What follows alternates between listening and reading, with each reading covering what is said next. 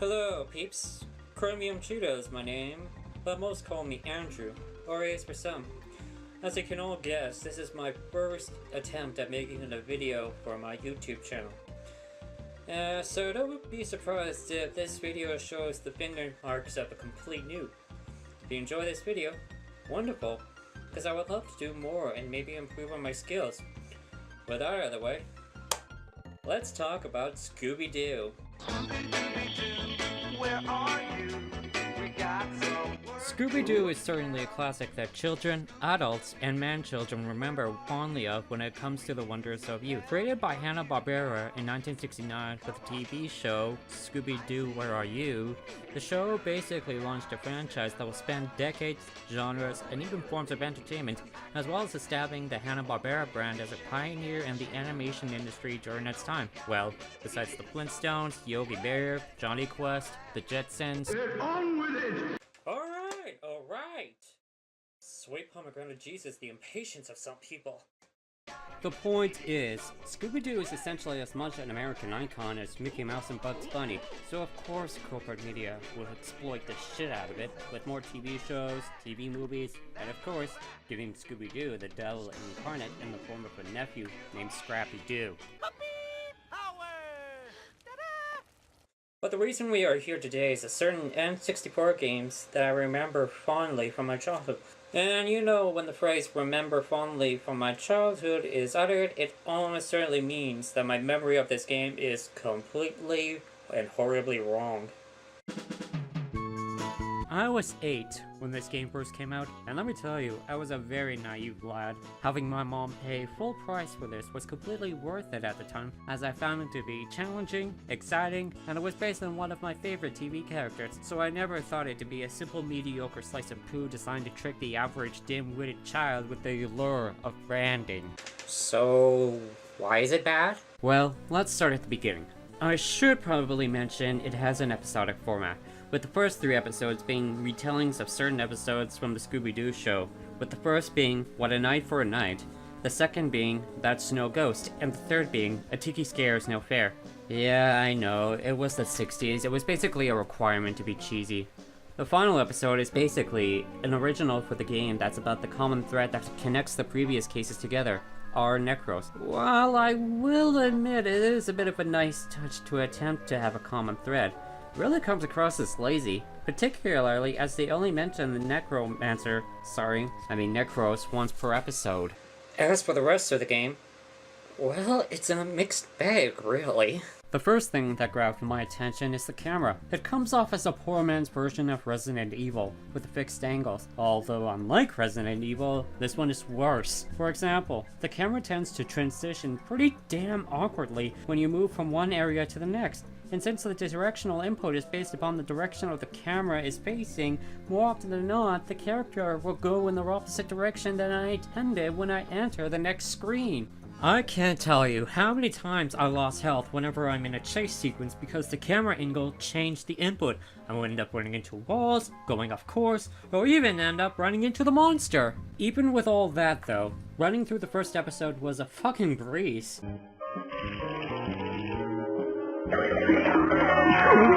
Relatively speaking, anyway. I have to admit though, the graphics are pretty decent. It captures the essence of the original Scooby-Doo cartoons, even though the character animations are fuzzy as fuck. One interesting thing I have discovered in this level is a creative way to escape the Black Knight that pays homage to the show. It doesn't really help much since you can easily run away from the Black Knight once you get used to the controls.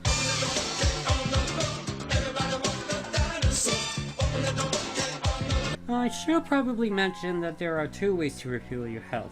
The first is to collect Scooby snacks, which are thankfully obvious with their orange glow, while the second method in this minigame where the goal is to catch all that food Scooby is flinging from the fridge and use them to make a big ass sandwich, and I mean big. After it is discovered who the Black Knight is, we then move on to episode 2, where the gang investigates the Snowman. It's basically the same as the first one. Collect the clues, avoid taking damage, give the clues to Fred, move on to the next scene, rinse and repeat. Come to think of it, why is Shaggy and Scooby collecting all of the clues? I mean, think about it. Throughout this entire game, you're the only one who is collecting all the clues in order to solve the mystery, even though clearly your character is goddamn shaky. Meanwhile, Fred, Velma, and Daphne are likely off in some dark corner having a wild threesome doing every trick told in the Kama Sutra. It's also pretty jarring if you've watched the TV show. After all, it is mostly Fred and the girls who find the clues, while Shaggy and Scooby go for the nearest food court or find a clue through sheer luck. Okay, off topic here, but am I the only one who finds it weird that there's an old Chinese man hiding in a cave temple in America? Alright, on to the final part of episode 2. Oh yeah, this part. This event happens as well in episode 3. The main goal is to simply get away from the monster, which is easier said than done. The biggest problem is that the track has pretty sharp turns, but Shaggy makes wide turns, which results in you colliding with shit. The worst part about it is that collision also takes a bit of your health, so the trees and rocks are the things you should really be afraid of in this game. Not an albino fuzzy lumpkins and your racist uncle's idea of a different culture. Now to unmask the snowman. Huh. I know it's been a while since I've seen this episode, but I do recall the guy had red hair instead of white. I know it's grasping at straws, but considering that this is supposed to be a faithful retelling, well, mostly a faithful retelling. Now on to episode 3. A parrot? Why is there a parrot in this level? Last time I checked, there was no goddamn parrot in the episode. Why do I need this coin? Can I put it into the jukebox? Nope. Guess not. Well, anyways, this level takes place in Hawaii, where you wander aimlessly in the jungle to find the clues, avoid the witch doctor, and... Okay, I found all the clues I can, but where in the hell am I supposed to go? Not only is there this path blocked, but Daphne's missing, so what am I supposed to do? Well, remember the parrot from earlier? Turns out you need to get some information from him, and to do that you have to use that yogi coin in order to tell you the position those 3 statues are in. You know, these motherfuckers. Alright, now I got to go to the Mono-Tiki-Ta statue. Granted, it doesn't come to life like it does in the show, but I somehow doubt that the developers will be able to make a sort of, Shadow of the Colossus. So now what? There are a number of plaques on the base that you can push, but it doesn't seem to do anything. What the hell did I miss? Don't tell me I need the parrot again. Yeah. Turns out you need a second piece of information you need to get from this damn bird. But first you need to find a cracker. A cracker that is apparently bigger than your own head for some reason. The worst thing about this is that you would have no idea that this bird gives you 2 clues. It's easy to associate the cracker with the bird and get the numbers clue, but for those who would play the game for the first time, you wouldn't think you also need to do the same thing with the coin. But whatever, I'm finally underneath the statue. Oh god, no. This part of the game is the hardest part for bullshit reasons. First problem is the lighting. It is so goddamn dark. Second problem, level design. It is like a maze. You can barely see where you're going within this place, and with the lava flowing on the floor you can easily hurt yourself. It doesn't help that the clues are also hard to find. The worst part is that in order to lure the witch doctor into the trap, you need to get him to the lava caves and to the room where Daphne was tied up in. Unless you have photographic memory of the layout, you will end up getting lost and just end up crashing into the witch doctor, having to start all over again from the last checkpoint. It's just a freaking pain. The final episode is the case of the classic creeps, in which the Scooby-Doo gang is kidnapped one by this mysterious figure. Now that's impressive, whoever put that poster up. Anyways, this episode. Oh boy. Remember the last part of episode 3? That's this entire episode in a nutshell.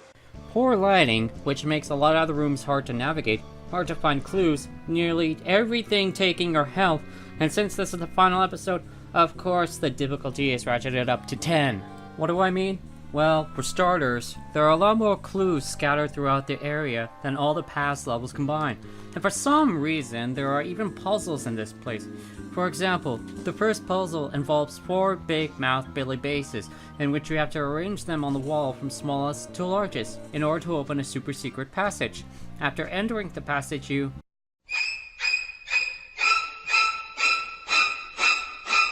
Oh snap, an original monster! A super scary skeleton with a crown! Oh. Wow, they really sucked at the textures. Also, holy shit, where am I supposed to go? Oh hi Daphne, doing a little BDSM I see. Well, I got this iron key, where am I supposed to use this? Oh hey, it's Fred. Now all that's left is to find Velma. What the hell is up with the enemies in this level? We got zombies in the courtyard, a bed with tentacles, demonic head trophies, even clock gears that move more slowly than the rest frightens you. How on God's green earth does gears that turn at Mach speed unfaze you, but slower gears that overlap the floor scare you shitless? Whatever, I found Velma. Now to figure out who is the Ghoul King, right after this chase scene. And now we've come to my favorite part. Finding all the clues! Seriously though, they make these things difficult to find. Some because they require you to solve puzzles you didn't even notice. You know about Cthulhu Bed? Turns out you have to use a music box to play a sleepy tune, and once he's asleep, you grab the newspaper and the painting. Why are these 2 items essential? Oh, no reason. Despite the fact that they have no bearings to the story, you pretty much need all of them in order to progress through the level. I bring this up because there was this one clue I have been searching for nearly half an hour, and even with the help of an online guide, I still couldn't find it in the catacombs, and when I did find it, I couldn't pick it up. Was the game bugging out? Did I somehow break it? Nope. Turns out that this item that looked exactly what I was searching for was a part of the background. While the items glow on screen to help you locate them, the green color tone combined with the piss poor lighting makes any of them look like it's glowing. Whatever, let's just get this over with. If the Ghoul King chased me, he falls into the trap, unmask him, and...